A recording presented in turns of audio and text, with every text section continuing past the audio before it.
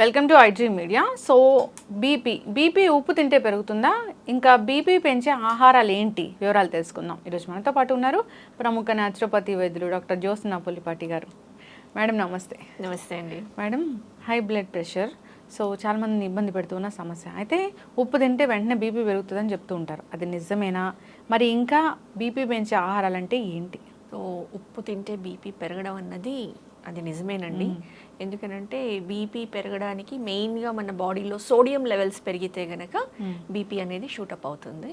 So ఉప్పులో మనకి sodium and chloride ఉంటాయి కాబట్టి అది బీపీని పెంచేదానికి తోడ్పడుతుంది. అది అన్నది ఒక మాట నిజమే. అయితే అదొకటే అని కాకుండా ఇంకా వేరే కారణాలు కూడా ఉన్నాయి బీపీని షూటప్ చేయడానికి. లైక్ స్ట్రెస్ లెవెల్స్ ఎక్కువైనాయి అనుకోండి, సో ఆటోమేటిక్గా బీపీ అనేది షూటప్ అవుతుంది.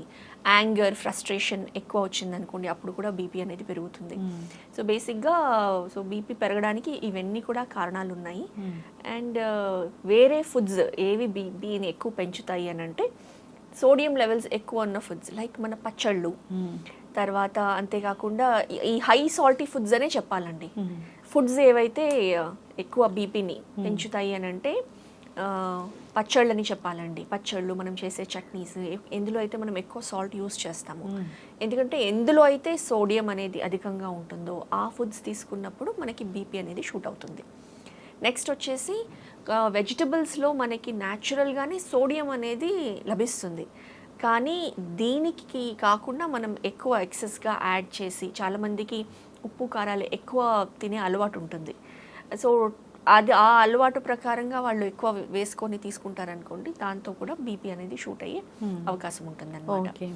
జనరల్గా చాలామంది ఉప్పు యాడ్ చేసుకొని తీసుకుంటూ ఉంటారు, సో స్ప్రింకిల్ చేసి తీసుకుంటూ ఉంటారు, అప్పుడు కూడా బీపీ పెరుగుతుందని చెప్తూ ఉంటారు. అంటే బీపీ సపోజ్ ఇది ఓన్లీ టెంపరీగా పెరిగే బీపీ అండి.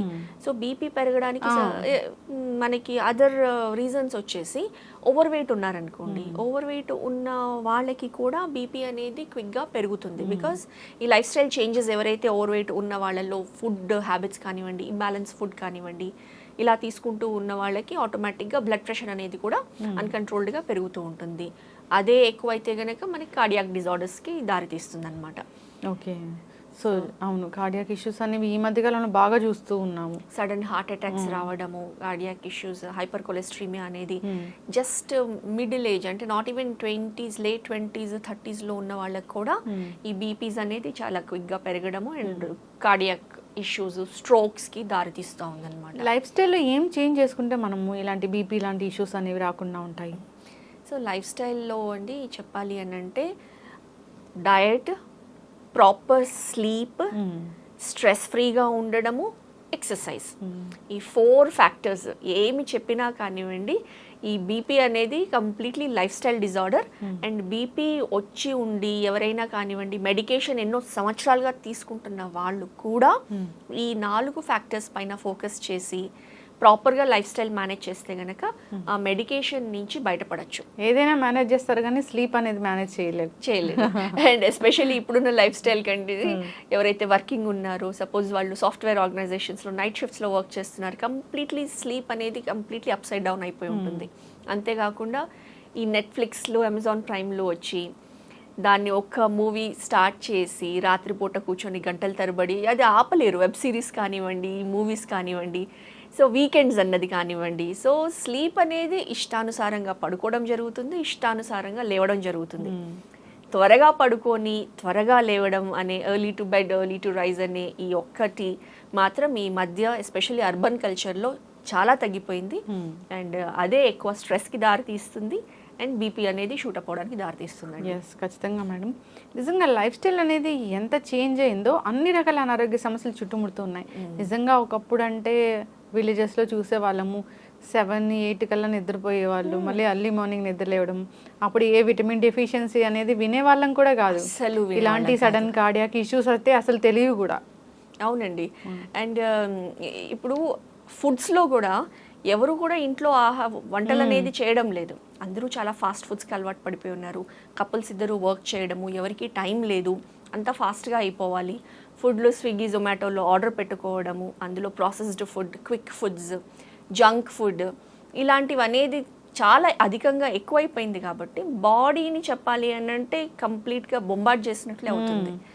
ఇలాంటి ఫుడ్స్తో కానివ్వండి, ఇర్రాషనల్గా రోజు మొత్తంగా ఉండే లైఫ్ స్టైల్ కానివ్వండి.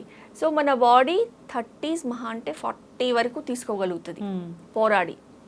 ఆ తర్వాత అంతకుముందు 60, 70, 80 వరకు కూడా చాలా హెల్తీగా ఉండేవాళ్ళు కూడా half of the life 40s నుంచే ఈ లైఫ్ స్టైల్ డిసీజెస్ అనేది స్టార్ట్ అయిపోతుంది. ఎస్, ఖచ్చితంగా మేడం, చాలా చక్కగా చెప్పారు. అసలు అయితే వాకింగ్ చేయమంటే అసలు వాకింగ్ అనేది ఒక పద్ధతి అనేది ఉంటుంది, ఆ విధంగా వాక్ అనేది ఎవరు చేయడం లేదు.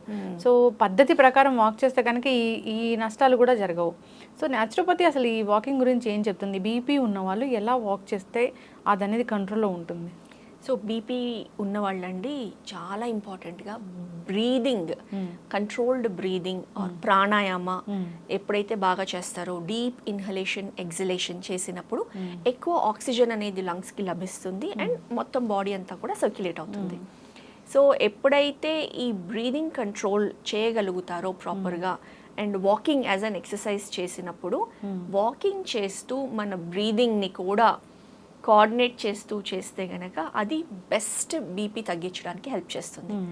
లైక్ వాకింగ్లో చెప్పాలి అని అంటే మినిమం ఇంత డ్యూరేషన్ ఆఫ్ వాక్ అని మనం చెప్పే ఇది లేదు. కనీసం 20 minutes వాక్ చేసినా కానీ మంచిదే, 30 minutes to 40 minutes రెగ్యులర్గా 5 days in a week చేసినా కానివ్వండి, బ్లడ్ ప్రెషర్ ఉన్న వాళ్ళకి చాలా బాగా కంట్రోల్ అవుతుంది. అయితే వాకింగ్ చేసే పద్ధతి మార్నింగ్ ఈవినింగ్ చూస్తే గనక మార్నింగ్ వాక్స్ మోర్ ప్రిఫరబుల్ దాన్ ఈవినింగ్ వాక్స్. ఒకటే రీజన్ ఏంటి అని అంటే మార్నింగ్ టైంలో ఆ ఫ్రెష్నెస్ అనేది, పొల్యూషన్ లేకుండా ఏదైతే మోర్ ఆక్సిజన్ లెవెల్స్ అనేది అట్మాస్ఫియర్లో ఉంటాయో దాంతో ఎక్కువ ఆక్సిజన్ సప్లై అనేది బాడీకి జరుగుతుంది. ఈవినింగ్ టైం వచ్చేటప్పటికి ఆ ఆక్సిజన్ లెవెల్స్, ఆ పొల్యూషన్ అనేది కొంచెం పెరుగుతుంది కాబట్టి అంతే డిఫరెన్స్. బట్ మార్నింగ్ కుదరని వాళ్ళు ఈవినింగ్ అయినా కానీ ఖచ్చితంగా చేస్తేనే మంచిది. సో వాకింగ్ చేసేటప్పుడు ప్రాపర్గా ఫుట్వేర్, ప్రాపర్గా షూస్ వేసుకొని ప్రాపర్ ట్రాక్లో వాక్ చేసేటప్పుడు కనుక కంప్లీట్ హ్యాండ్ మూమెంట్స్ కరెక్ట్గా చేస్తూ, తర్వాత మాట్లాడుకుంటూ ఫోన్లు మాట్లాడుకుంటూ వాకింగ్ చేసేది వాకింగ్ కాదండి.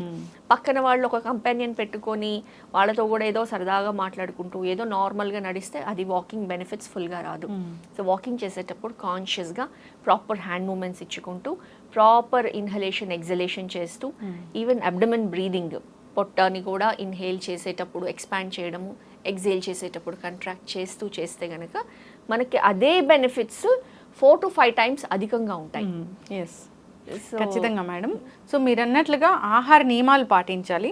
ఉప్పు ఎక్కువ ఉన్న ఆహారాలు అయితే అసలు తీసుకోకూడదు. సో మీరు అన్నట్లుగా కొన్ని రకాల వెజిటబుల్స్ అనేవి, బనానా చాలా మంచిది హైపర్ టెన్షన్ ఉన్న వాళ్ళకి, బీపీ ఉన్న వాళ్ళకి. అందులో ఉన్న పొటాషియం లెవెల్స్ ఏవైతే ఉంటాయో అది ఎవ్రీడే బీపీ ఉన్న వాళ్ళు మార్నింగ్ ఒక బనానా తీసుకుంటే కూడా బ్లడ్ ప్రెషర్ చాలా బాగా కంట్రోల్ అవుతుంది. నాన్ డయాబెటిక్ అయి ఉండాలి.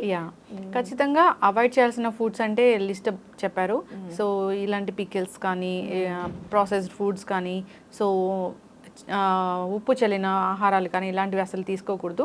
అంతేకాదు ఒబిసిటీ అనేది కూడా చాలా ప్రధానమైన సమస్యగా కనిపిస్తుంది బీపీ రావడానికి. కంట్రోల్లో ఉంచుకోవాలంటే ఇవన్నీ కూడా తగ్గించుకోవాలని కోరుకున్నాం. వాక్ చేయాలి, హెల్తీ లైఫ్ స్టైల్ మెయింటైన్ చేయాలి, ప్రాపర్ స్లీప్ అనేది ఉండాలి.